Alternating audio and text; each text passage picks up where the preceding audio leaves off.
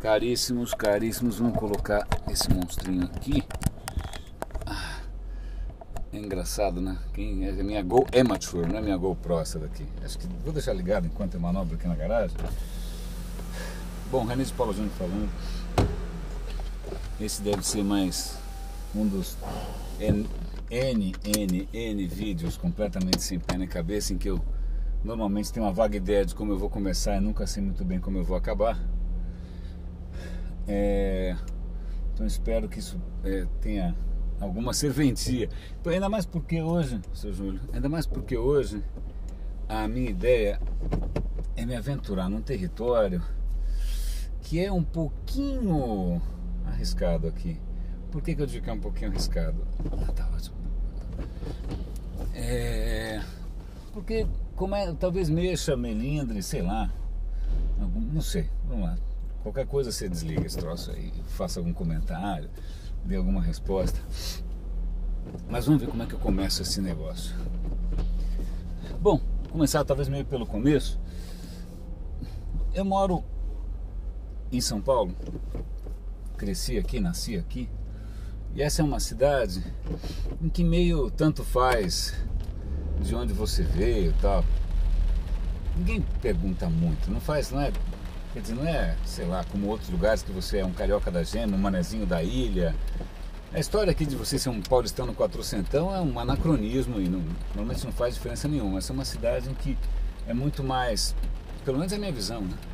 Muito mais importante do que saber teu sobrenome, sei lá, quem é teu pai, quem é tua mãe, o que você faz. Né? E eu sei que em outros lugares do Brasil não é assim. Em outros lugares do Brasil, se você faz parte da família certa, né? Se tua família está envolvida com sei lá o que, dinheiro, poder, política e tal, as portas se abrem. Aqui não é bem assim que funciona, né? E grandes nomes dessa cidade que estão aqui indo super bem e tal, são do Rio, de Salvador, são da Alemanha, sei lá de onde é que são, né? Bacana, eu gosto, tudo bem, cada um gosta da sua própria cidade, normal, mesmo que se tivesse nascido em sei lá onde. Mas uma das coisas que eu gosto daqui é justamente isso. Aliás, está chovendo, não sei se isso vai fazer um barulho muito engraçado. Outra coisa bem paulistana, essa chuva. Então essa é uma cidade onde você se define pelo que você faz, né? Mas de qualquer maneira, eu acho que mesmo num ambiente desse, você dá para perceber uma característica humana, essencialmente humana, que é a questão do pertencimento. Pertencimento é aquela coisa, ou você é dessa panelinha ou você não é, né? Eu faço parte do clube X, eu faço parte do não sei do que lá, não, eu sou da turma de não sei quem. N livros e pesquisas e sei lá o que, deve ter teorias também, mostram o quanto a tua felicidade pessoal, teu senso de realização, teu senso de segurança, tua felicidade mais básica depende de você se sentir pertencente a alguma coisa, né? Quem não pertence, quem está meio cachorro solto, cachorro vira-lata, tem que ficar inventando histórias aí para lidar com isso. Mas normalmente tem um grande conforto em você pertencer a uma religião, pertencer a uma certa igreja, pertencer a uma certa paróquia e tal. E é engraçado porque, aí eu vou entrar um pouco na questão pessoal. Meus pais não são daqui, meus pais são do interior de São Paulo. São de São José do Rio Preto. E eles vieram pra cá e, de novo, São Paulo é uma cidade que você pode ser o que você quiser. Os caras batalharam tal e conseguiram montar a sua vida, a sua carreira, seu patrimônio, bacana. Escolheram lá em que parte de São Paulo eles queriam fazer parte, tá? E eu respeito super por isso, fizeram isso com muita lisura, ética tal, e passaram isso para mim e para minha irmã, ok. Mas uma coisa que eu não sei se mais alguém aí já sentiu isso, o fato de eu ser primeira geração nessa cidade é meio curioso porque você não tem uma história muito pregressa, né? Eu lembro que eu acabei indo parar como bolsista num colégio um pouco mais bacana, e naquele colégio bacana todo mundo estava lá desde criancinha, e os pais tinham feito aquele colégio também.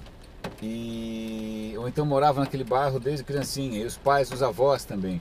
Então mesmo essa sendo uma cidade meio de imigrantes, ainda tinha essa história de sei lá, você já nasce mais ou menos num certo berço, você já nasce mais ou menos numa certa direção, já existem expectativas, né? Que você vai assumir o negócio do seu pai, você vai assumir o negócio da família, você vai continuar frequentando o mesmo clube, você vai continuar indo para Ilhabela, sei lá o que, né? Existia, eu notei, acho que na hora que eu caí ali em alguns tipos de ambiente, que isso existia e era uma sensação estranha, não pertencer, né?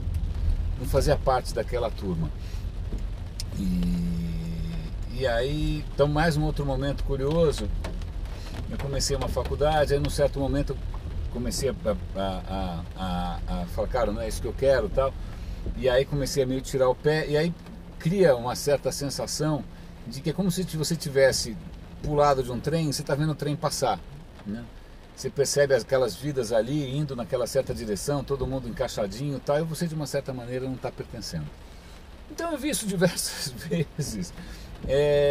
Então talvez isso dê um certo tempero, talvez até justifique algumas das colocações que eu vou fazer, porque tem um leve toque de outsider aqui. Eu não estou querendo romantizar essa história de outsider, porque também tem um certo romantismo em torno disso, né? Eu lembro que um colega meu uma vez foi assistir, vocês não devem nem ter ouvido falar, mas tinha um dramaturgo meio maldito, um cara chamado Plínio Marcos. E Plínio Marcos era maldito, era um outsider. Na época ninguém falava outsider, devia falar maldito mesmo. Underground, do contra, tal, vivia no centrão. E aí o cara foi dar uma palestra uma vez e falou, porque eu não faço parte dessa turma que anda de gravata, eu não faço parte dessa turma, eu ando de chinelo. Aí esse cara que era meu amigo, era um pouco mais vocal, levantou a mão e falou, desculpa, você faz parte sim, você faz parte da turma que anda de chinelo, né? Mesmo os outsiders também são grupo, né? Mesmo os outsiders também tem um certo orgulho do pertencimento nessa história. Eu não sei como é que acabou essa noite, não sei se o Plínio Marcos reagiu bem, mas eu estou só colocando isso para também não romantizar uma certa perspectiva, porque não tem romantismo nenhum, porcaria nenhuma, aliás. Se eu tentar achar algum ponto comum que une o Natal, esquece, eu estou tentando enfeitar o peru, desencana. Mas o fato talvez de eu ter historicamente ter tido uma certa dificuldade de me encaixar ou de pegar carona em algumas panelas, talvez dê algum tempero especial, que é o que eu tenho para falar. Se não desencana, desliga, bom, foi. Então, por exemplo, eu não fiz publicidade, eu fiz rádio e TV. Mas quando eu comecei a trabalhar com internet lá atrás, em 96, o meu primeiro emprego legal mesmo foi aonde? Numa agência de publicidade, onde eu era um absoluto e completo alienígena, né? Eu não sabia que o Marcelo Serpa era um dos caras mais criativos do mundo, eu não sabia que a Almap era uma das agências mais premiadas, eu não sabia nada. Se eu tivesse ido para lá ou para qualquer agência de bairro, era a mesma coisa, eu não conseguia idolatrar ninguém.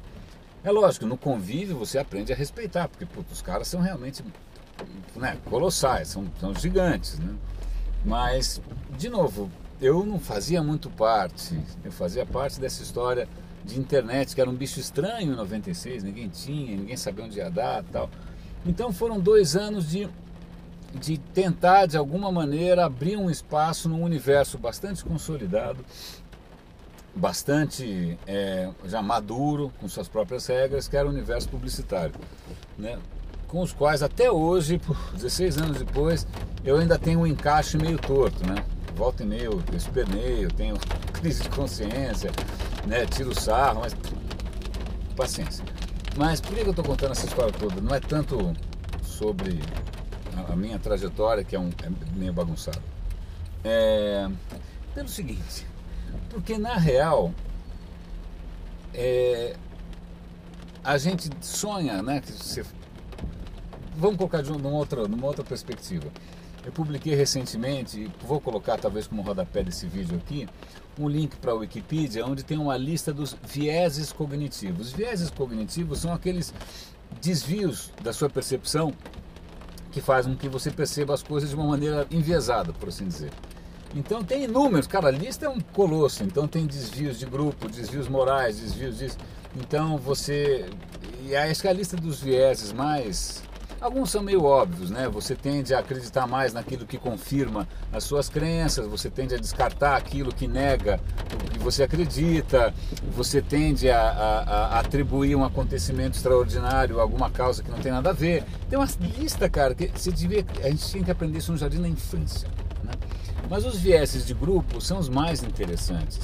E um dos aspectos que é legal, que assim, não importa o grupo ao que você faça parte, você sempre vai achar, por exemplo, a tua turma da adolescência, a faculdade que você fez, né? Você sempre vai achar que a turma que você faz parte é absolutamente única, em que as pessoas são completamente diferentes umas das outras e ricas e tem uma profundidade incrível. Enquanto isso, a outra turma, os caras são todos iguais e rasos. Ponto. Você consegue sempre caracterizar o outro grupo como sendo lá, os caras são todos iguais, né? Normalmente inferiores e normalmente sem nenhum tipo de distinção.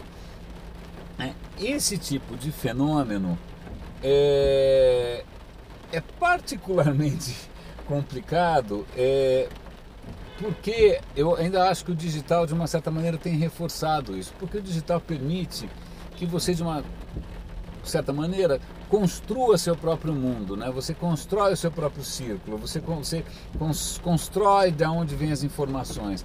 E aí é uma coisa que fica se autoalimentando, se autoconfirmando, tal, e acaba reforçando alguns desses vieses de grupo, né? Então, só para dar um exemplo mais concreto, para não ficar uma coisa meio etérea, cara, foi uma super honra para mim. Fui convidado para moderar ou para mediar um painel no World Usability Day, que a Andressa Vieira e um outro rapaz, esqueci o nome, promoveram semana passada, e era um painel sobre um tema legal, que era inovação em serviços financeiros, tal. E eu participei de um painel que estava lá o Bradesco com o Luca Cavalcante, o Itaú com o Márcio Boruchovski, a Lu Terceira, a Fabi, puta painel legal. E gente que está ali com uma responsa, meu. Quando você está à frente de um Bradesco, de um Itaú, de um UOL, você não está fazendo hot site, você está atendendo dezenas de milhões de pessoas. É uma puta responsa. Então você tem que estar olhando tanto para o que tem de mais novo, para onde que o futuro está indo, como você também tem que estar olhando para quem ficou para trás, né?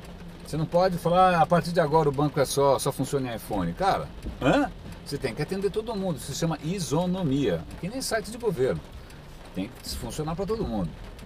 Então, é bacana, porque normalmente esses eventos de digital tendem a ser aquela coisa cool, bacana, descolada, cases virais de Londres, tal.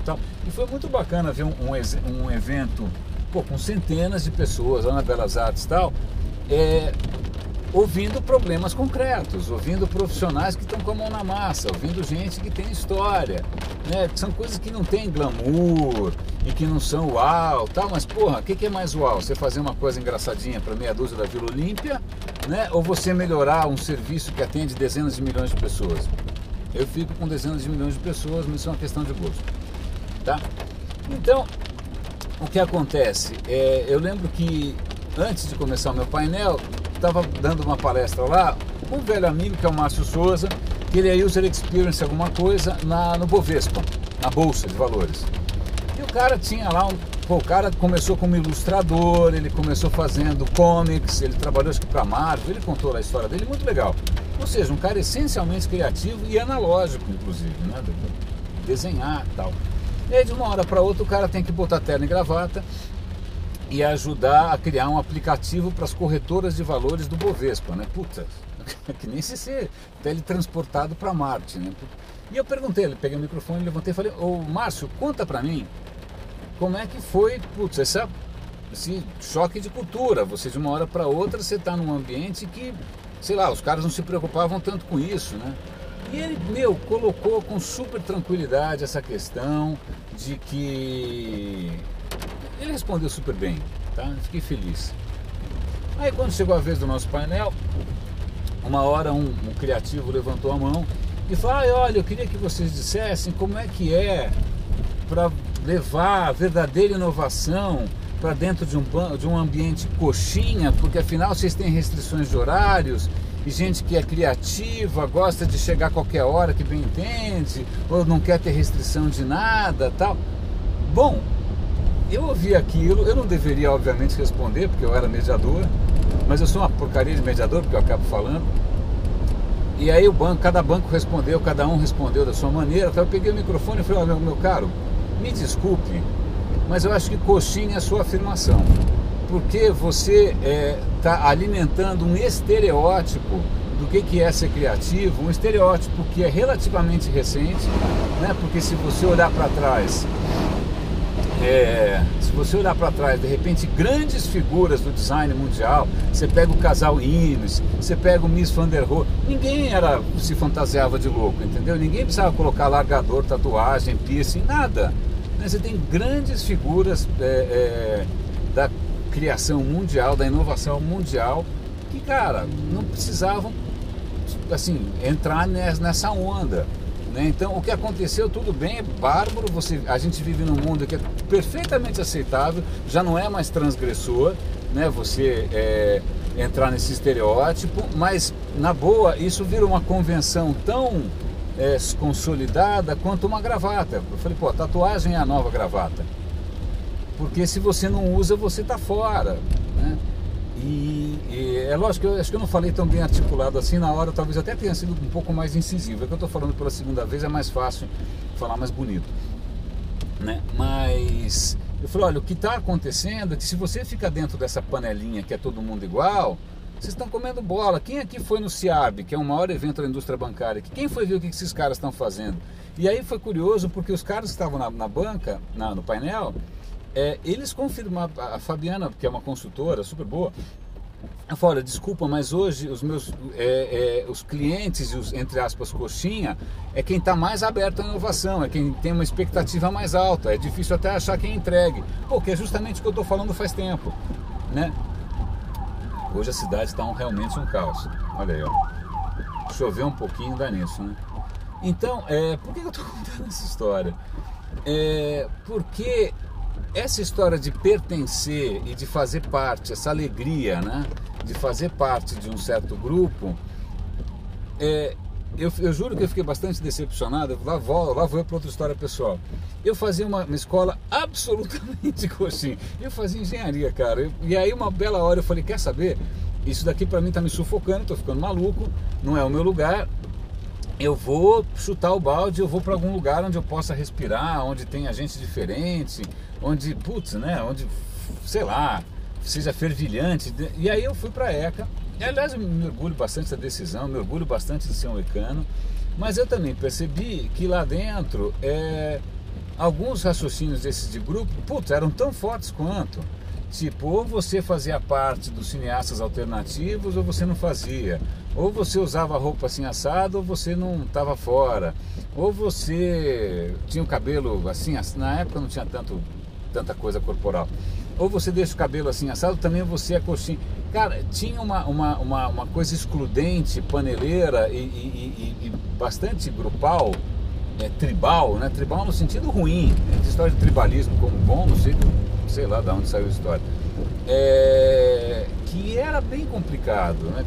Por sorte eu fiz rádio e TV que era um pouco imune a isso, né? Não era como é um curso sem muito glamour e sem muito coisa autoral, então, tanto faz, se um dia é produtor, outro dia você é diretor, um dia você é editor, outro dia você puxa cabo, outro dia você faz câmera, whatever, né? Tanto faz. Então eu fico feliz, eu posso na verdade estar justificando alguma escolha insensata, mas hoje, pelo menos, é assim que eu enxergo essa decisão que eu tomei.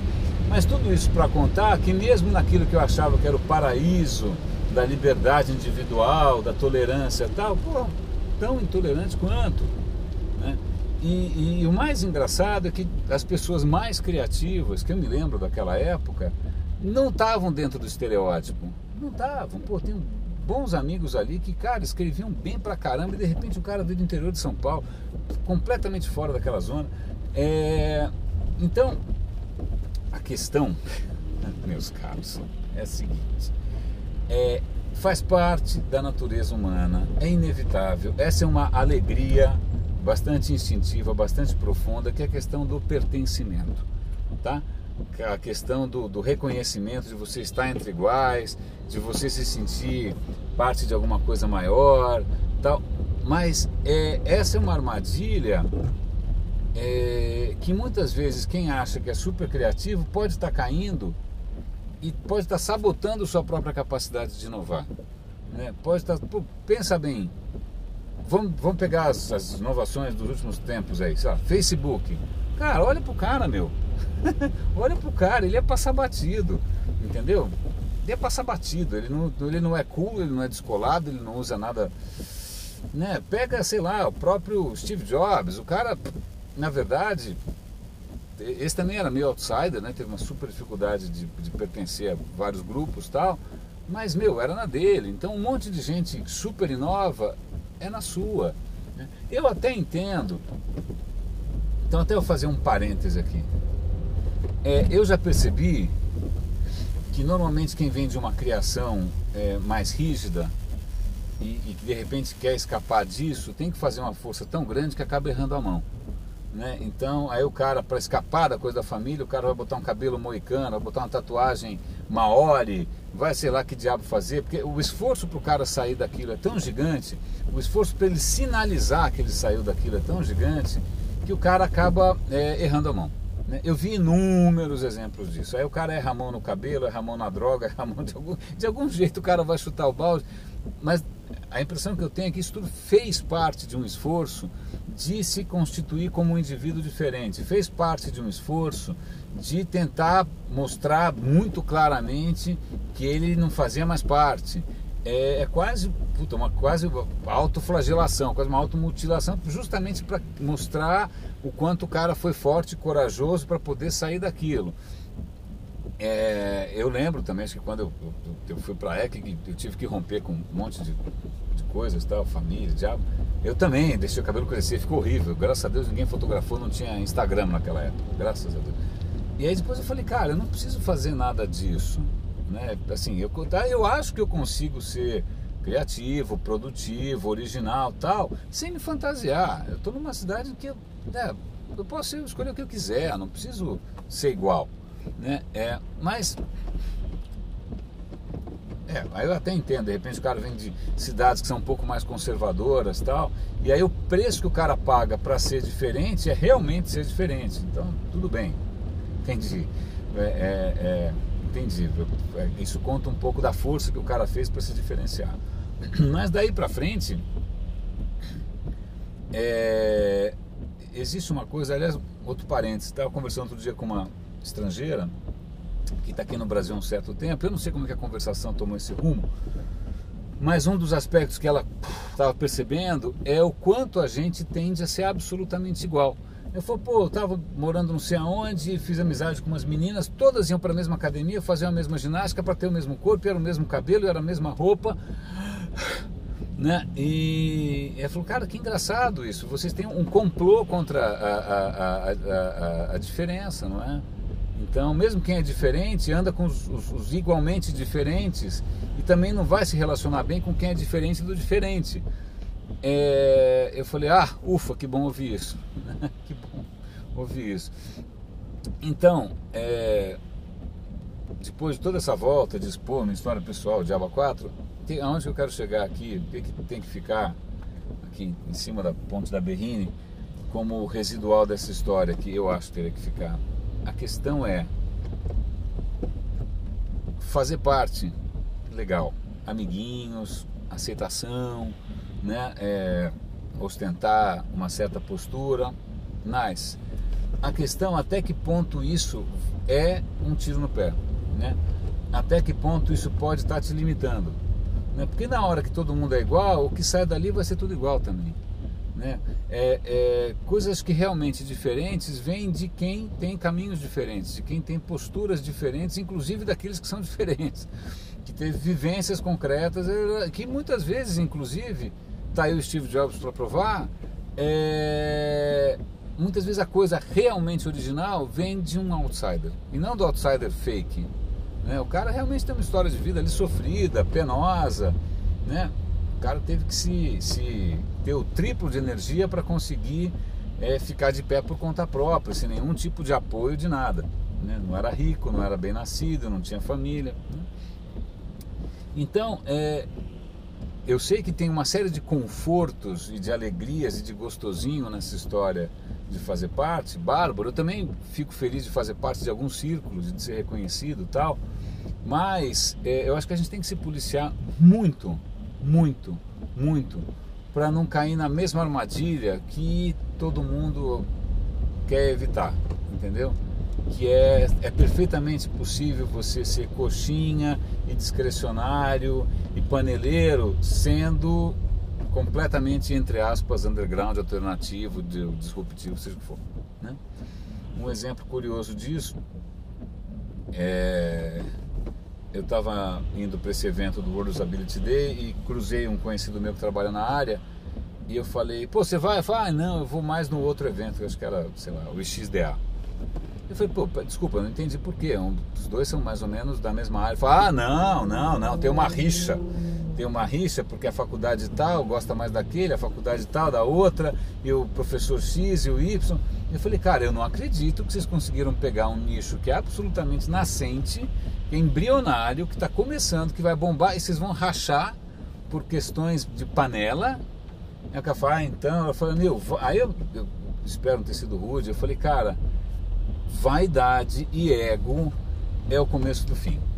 Cara, quando entra em fogueira das vaidades, putz, na boa, eu acho que isso foi uma das lembranças ruins que eu tenho da ECA, e ruim mesmo, era ver que na minha época, pelo menos, ali tinha uma disputa política, feudal, territorial, fogueira das vaidades entre professores, cara, era uma coisa, não, obviamente por conta disso não acontecia nada. Graças ao céu a gente era aluno, não estava nem com nada e fazia o que bem entendia. Mas você percebe ali aquela trama, parece uma coisa shakespeariana. Você fala, meu, esse faz parte da panela do professor tal, esse cara é chapa do reitor. Você fala, meu, não dá para escapar disso. Talvez não. Mas espero que isso tenha pelo menos ajudado a levantar um pouco, colocar um pouco de luz nesse comportamento que é gostosinho, que é legal, que é bacana, tal, né? Mas que eu pessoalmente, e aí talvez por uma dificuldade até hoje de encaixe em alguns grupos, eu acho levemente ridículo. Bom, meus caros, eu vou aproveitar que está tudo parado aqui, eu não vou esticar a conversa desnecessariamente. Na próxima parada, aliás, já está acontecendo, eu desligo a câmera. René de Paula Júnior falando. Obrigado pela companhia. Roda a vida.